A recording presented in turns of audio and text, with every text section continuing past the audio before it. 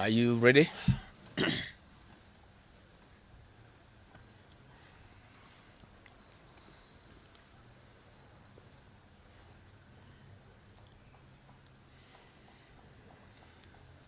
Uko tayari?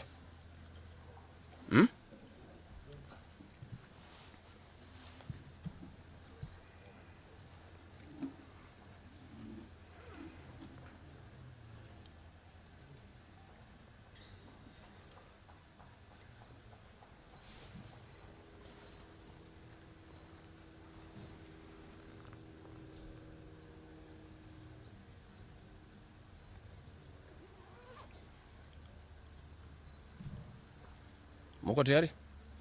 Thank you. Dear Kenyans, you are all aware of the political developments in our country. We are standing at a point of economic, political, and social nosedive as a nation. As a country, we, the people of Kenya, are being treated by William Ruto as less Kenyans at any given moment. Driven by the resolve for a better Kenya and patriotism, I've heard a call from the people of Kenya to speak into the matters that are of concern to them and all of us for our common good. On the 7th of July 2025, during the 35th anniversary of Sabasaba, Kenyans from all walks of life led by Gen Zs and armed and peaceful went to the streets. This is not the first demonstration that has happened in Kenya this year where lives have been lost and property destroyed.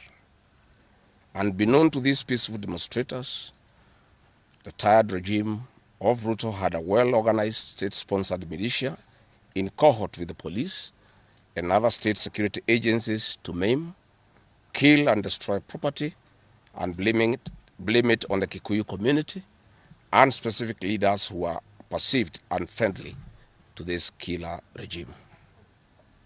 This targeted profiling of the Kikuyu community and destruction of their specific business is an economic sabotage not new to the narrative of William Ruto. On the 30th day, these state-sponsored militia, under instructions and guidance from the police, were dropped in different places in the country and mostly in the Mount Kenya region and other regions not perceived friendly to the government. They were strategically dropped past midnight, and then roadblocks were placed by the police while others was dropped early in the morning. The militia were procured by Ruto, governors and MPs allied to him. These regions included Nairobi, Kiambu, Kajiado, Kisii, Nyeri, Murang'a, Kiambu, Kirinyaga, Meru, Nyandarua, Kajiado, Kitengela, Ongata Rongai, Machakos, Embu, and in Wote.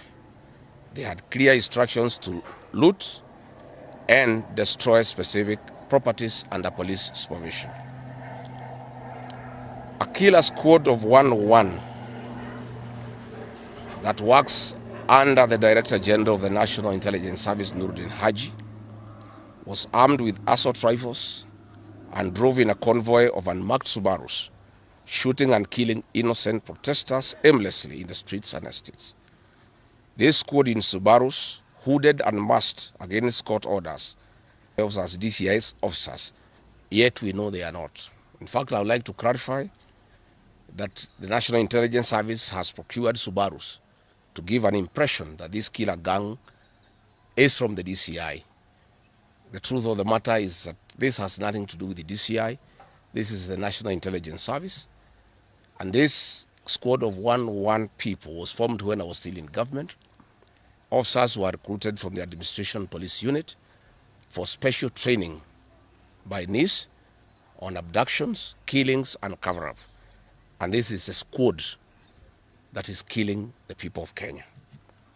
The killings and the business destruction pattern point to William Ruto's ethnic profiling narrative, which he is a master with no rival.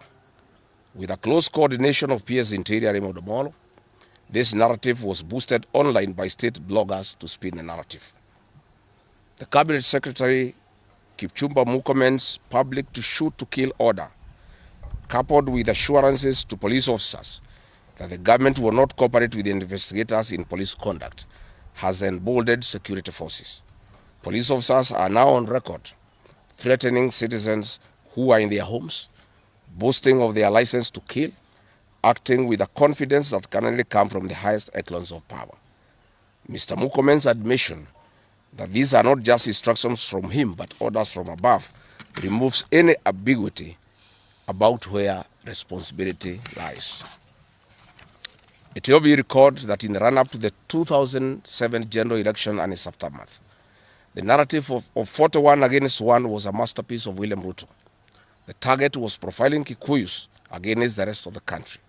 To a large extent, he succeeded, and every Kenyan knows what happened, and it is so fresh in his mind of the ICC ordeal still hanging on the neck of William Ruto today.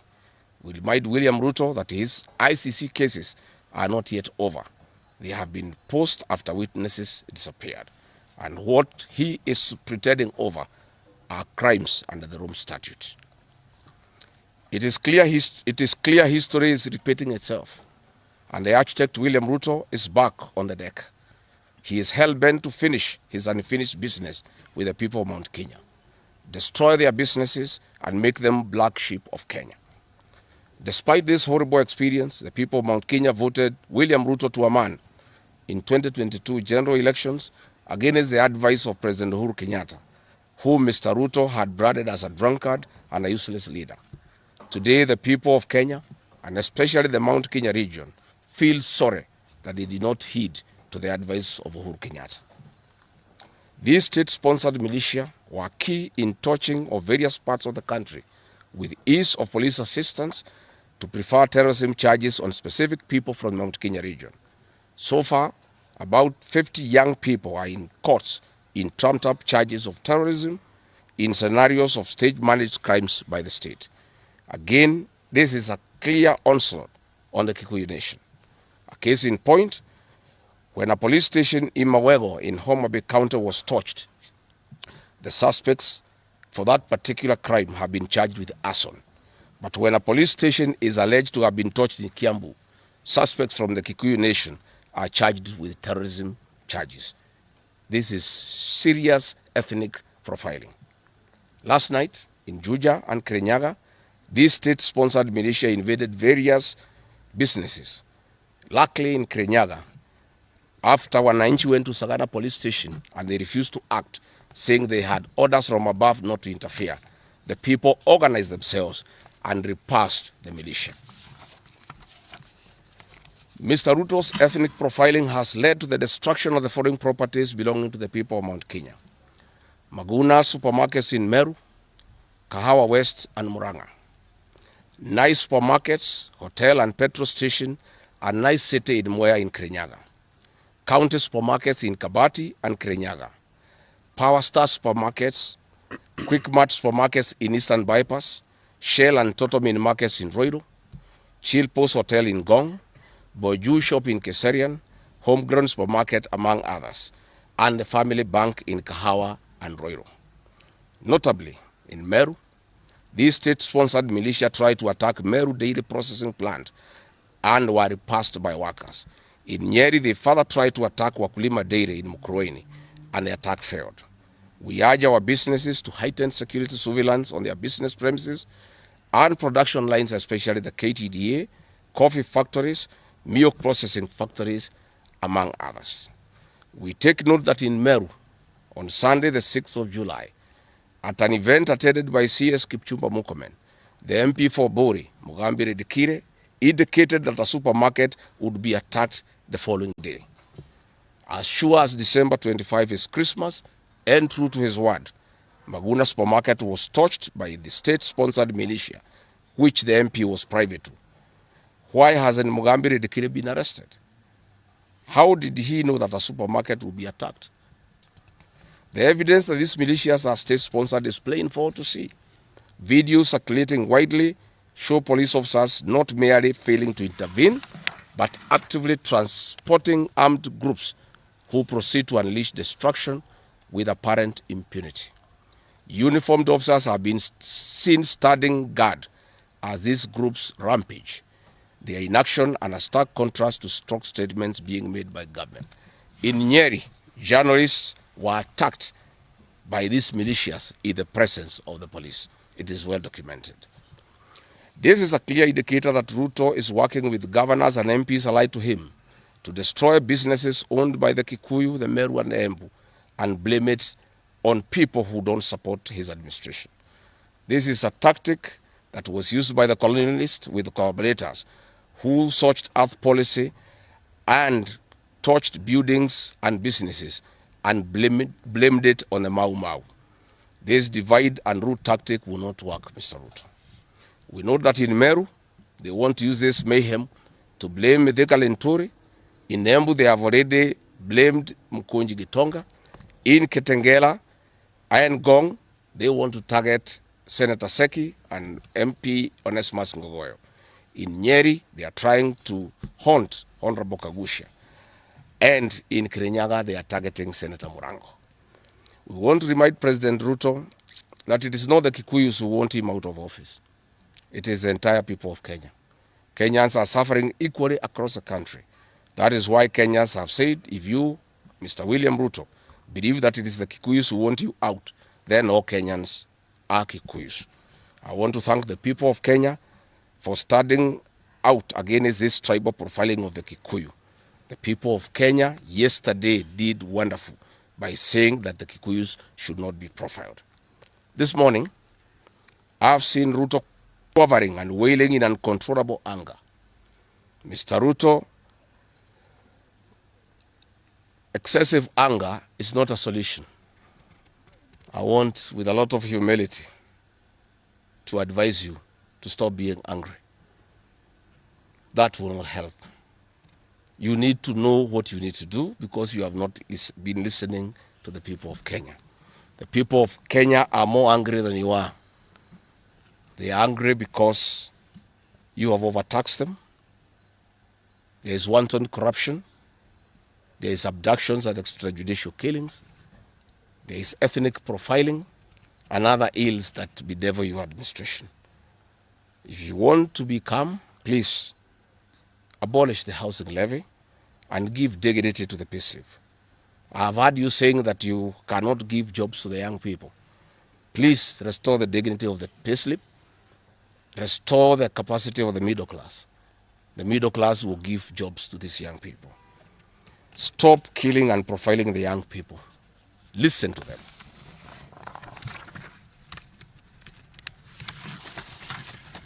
Stop abductions and extrajudicial killings.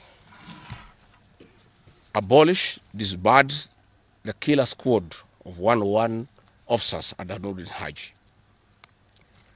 Give hustlers the jobs that you promised them. Mr. William Ruto, you are the one who promised. You cannot cry today that you have no solution, saying that other presidents have not been able to do it. You are the one who promised these young people. Stop police brutality. Stop abductions and illegal detentions. Get the hustlers from the bottom of the economic pyramid as you promised. Yes, Mr. President, we agree there were other presidents before you, as you have rightly stated. And true, they never went through what you are experiencing today. May it please you to know that the reason why Kenyans rarely had problems with them, Mwai Kibaki and Uhuru Kenyatta were guided by the Constitution and the rule of law. They did not capture our constitutional institutions to work for them, instead of working for Kenyans. They never killed children. They never attempted to build churches in State House. They never organized militias to destroy people's property and kill them. That is why you have a problem. And we also want to remind you that Mwai Kibaki had a difficult time from you, William Ruto. Videos are everywhere.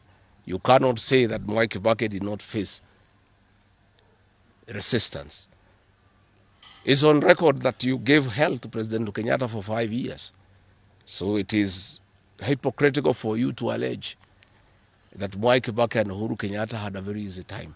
Most of the problems Mwai Kibaki and Uhuru Kenyatta had came from yourself, and it's on record. We want to advise you that the one-term movement is not getting you out of power outside the Constitution. Mr. President, nobody wants to throw you. Nobody wants to overthrow your government. Nobody wants you out of power through unconstitutional means. Mr. President, I and the people we work with are on record. We want to remove you from State House through the ballot in 2027.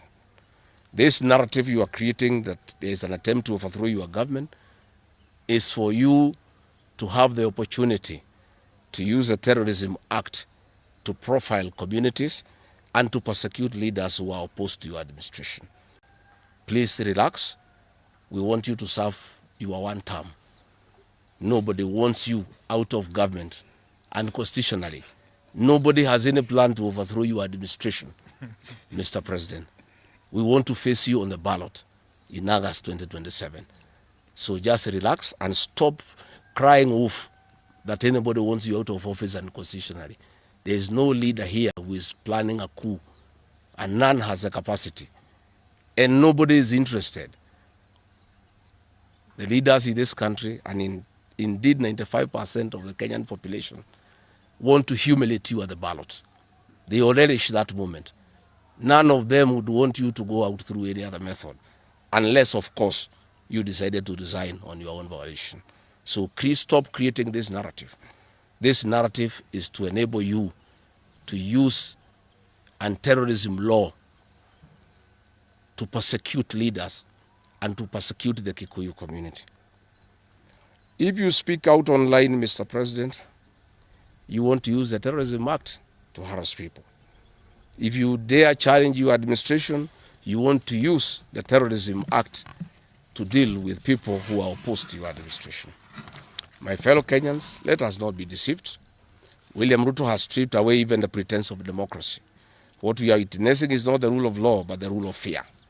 This is not the behavior of a government that serves its people. This is the machinery of outright dictatorship. Finally, I want to announce to the people of Kenya that tonight I will be traveling to the United States of America to talk to the Kenyans in diaspora and the international community about the state of the nation. I would have wanted to stay in the country at this very difficult time when our people are under siege, but I have engagements that I'm not able to postpone. I have been threatened by people close to William Ruto, who called some of my people today, that they will want to stop me from leaving the country.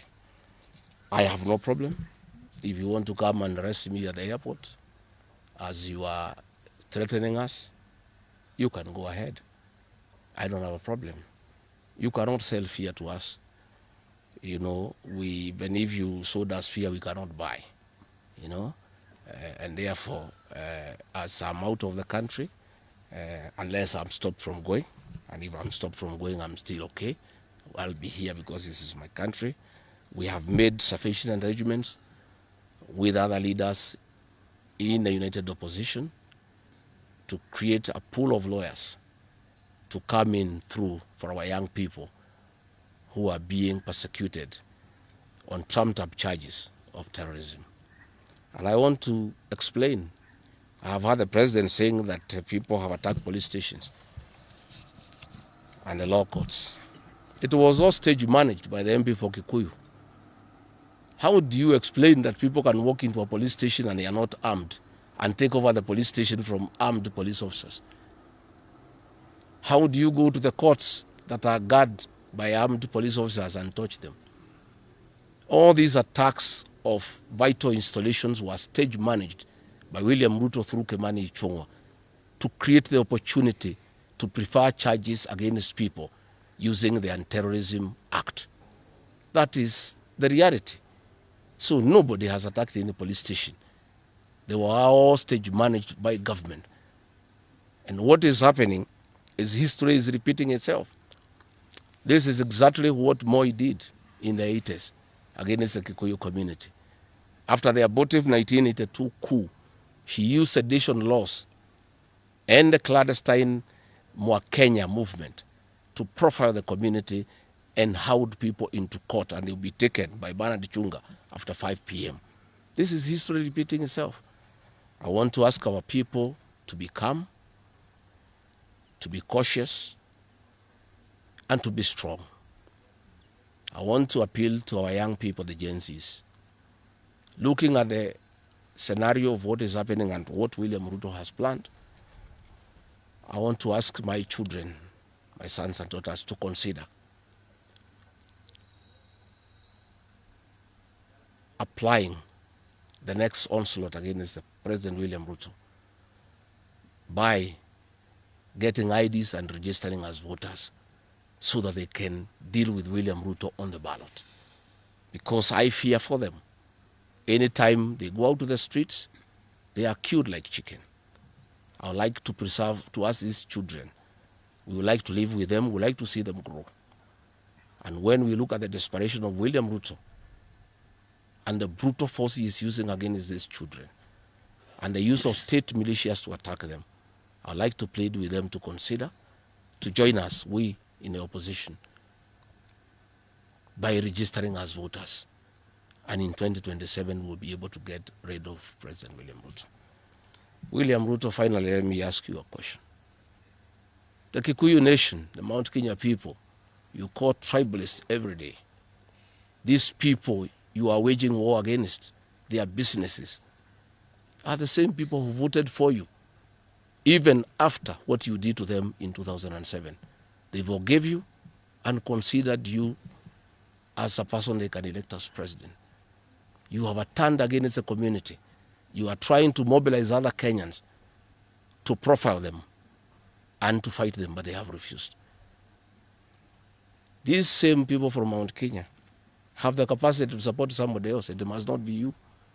And they proved that they are not tribal by voting for you when you are Kalenjin. They can vote for a Kamba. They can vote for a Kisi.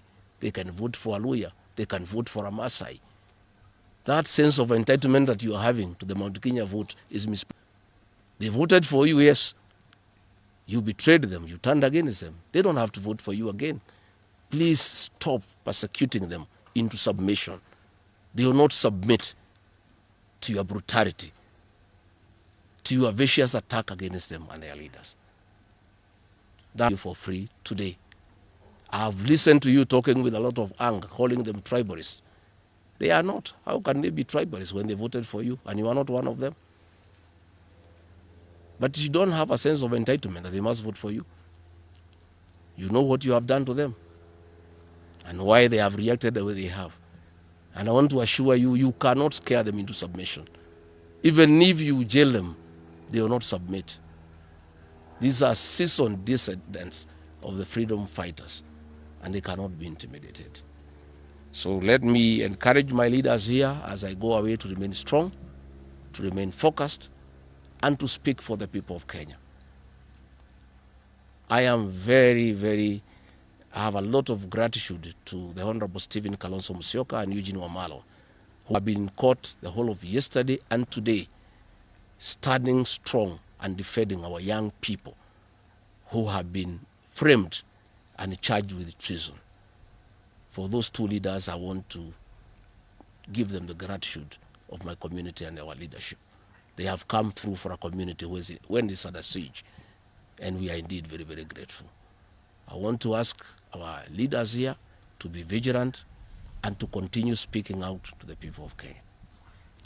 Should the situation get out of hand and I need to cut my trip short and come back to join the other leaders in defending our people and speaking for them, I will gladly do so. Thank you very much. Good. That's comprehensive. I don't think iko maswali hata kidogo. Labda ile watu ya Kameme iko na